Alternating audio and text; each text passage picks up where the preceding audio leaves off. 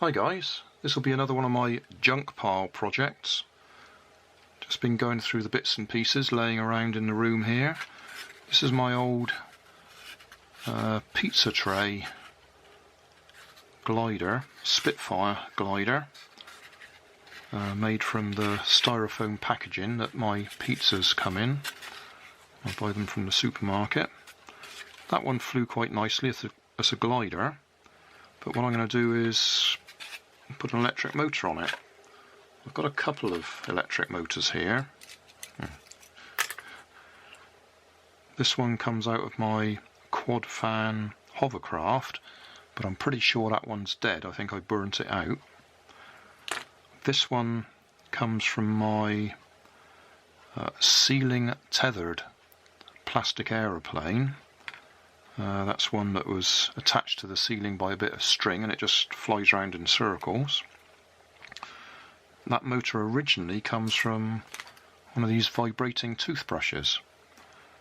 So there'll be a link in the video description on how to get the motor out of there.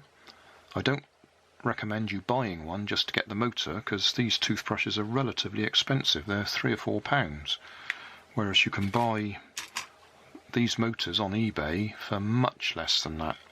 So unless you happen to have some of these that are worn out and you want to take the motors out of them, don't even think about buying them, because it's a waste of money.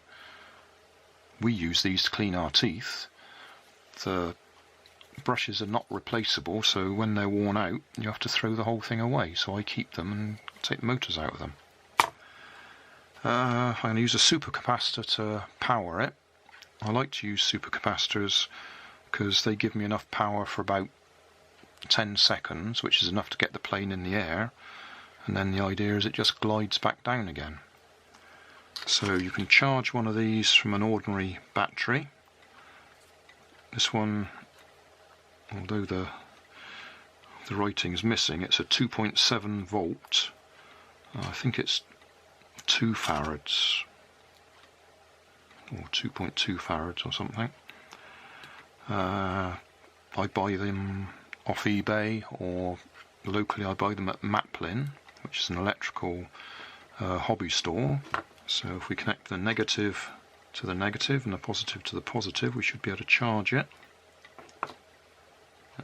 Negative, positive, hold it on there for a few seconds.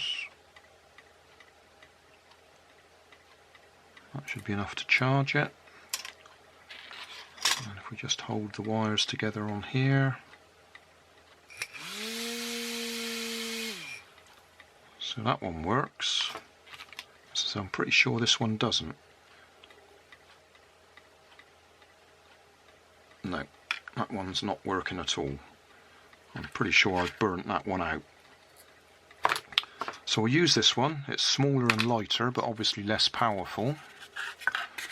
I'll cut a slot in the front of there and just glue it in place, and I'll put the supercapacitor underneath with the legs sticking out, so we can just attach a battery pack to it to charge it up, rather like I did just then, and we'll see if it flies. I might be underpowering it a bit, but there's one way to find out, isn't there? We'll give it a try.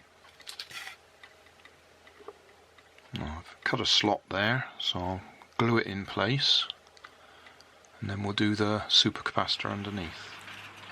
Plane's all ready to fly, except it's windy and raining outside, but it gives me a chance to show you the detail.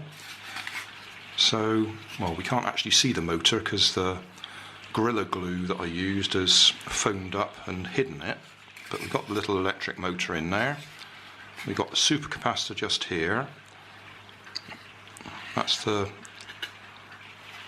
legs coming out of the supercapacitor, and I've just wired the motor, soldered them straight on to the legs of the supercapacitor, and I'm going to charge it the same way that we do with the power-up.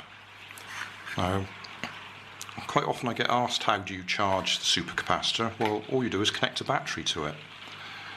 The way they do it in this power-up pack is we've got just an ordinary battery container here that has 3 AA batteries in it. So we start at this end. It's connected to a metal plate, onto the battery, through that battery, across, through that battery, across, down to there, and then that plate there comes through the back and is connected to that metal plate. So we've got 2 metal plates, one's positive, one's negative. In fact, if we put the cover back on,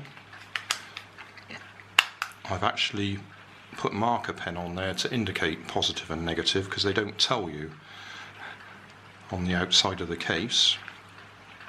And then you need to make sure that you put the negative side to the negative side of the supercapacitor, which is the one that has the black line on it and has a minus on it. So mine needs to go this way up to charge it, and all you're doing is connecting to those 2 wires.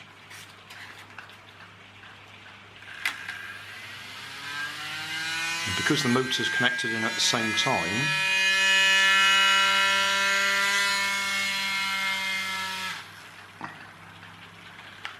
it spins the motor at the same time as charging the supercapacitor.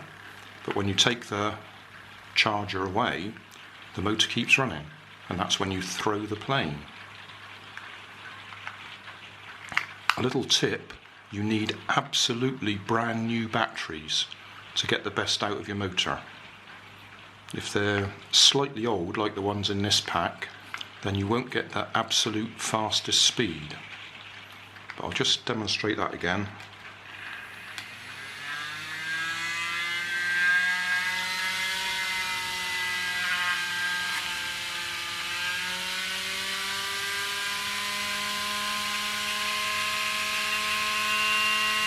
You can hear the speed of the engine increasing as the supercapacitor is getting fully charged.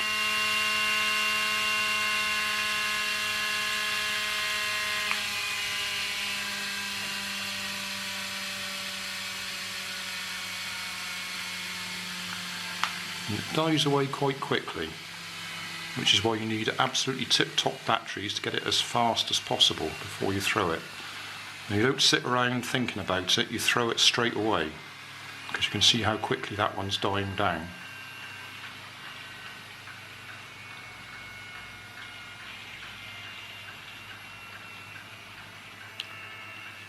So when we get a nice sunny day again, we'll give it a try. I did just try throwing it across my living room, and it's underpowered, as usual. Most of my planes are.